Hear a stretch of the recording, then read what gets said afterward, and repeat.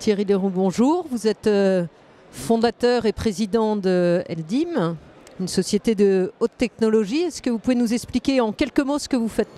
Donc en quelques mots, ce qu'on fait, c'est des équipements optiques et électroniques qui permettent de mesurer tout ce qui est angle de vue des écrans, c'est-à-dire la répartition de la lumière. Alors c'est un sujet un peu technique, je suis désolé.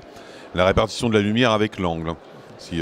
Je pense qu'on va vite comprendre quand vous allez nous citer quels sont vos principaux clients. Donc nos principaux clients, c'est dans tout ce qui est télévision, c'est Samsung, LG, ça peut être aussi Sharp, Hitachi, et aux États-Unis, ça peut être Google, Apple, Microsoft.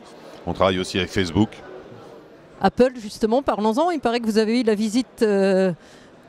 visite prestigieuse récemment. Et prestigieuse, oui, on peut le dire. On a eu la visite de Tim Cook, qui est le président d'Apple, et qui venait clôturer un programme de développement qu'on a eu avec ce client-là, qu'on connaît depuis pas mal de temps, et qui vient clôturer un développement qui était pour la production de l'iPhone X. Donc on a livré un certain nombre de machines, un grand nombre par rapport à ceux qu'on fabriquait de par le passé, qui a été utilisé et qui est encore utilisé quotidiennement pour les tests de tous les iPhone X qui sortent des chaînes de fabrication. Alors justement, on parlait pas mal récemment des problèmes de production de l'iPhone X et de comment vous faites pour recruter suffisamment de personnel quand vous avez des pics de production comme ça, parce que j'imagine que la pression de Cupertino doit être assez forte.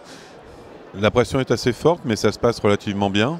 Je dirais que les structures sont bien organisées pour que ça soit au niveau de Pôle emploi, au niveau d'agences de recrutement. On a su trouver autour de nous, dans la région caennaise, le personnel qu'il fallait pour passer ce pic sans trop de problèmes.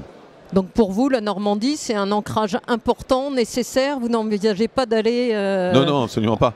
Je veux dire, je suis normand à la base. J'ai fait la fin de mes études à Grenoble, donc j'ai été une quinzaine d'années à Grenoble. Et quand il était question de créer l'entreprise, je suis revenu en Normandie.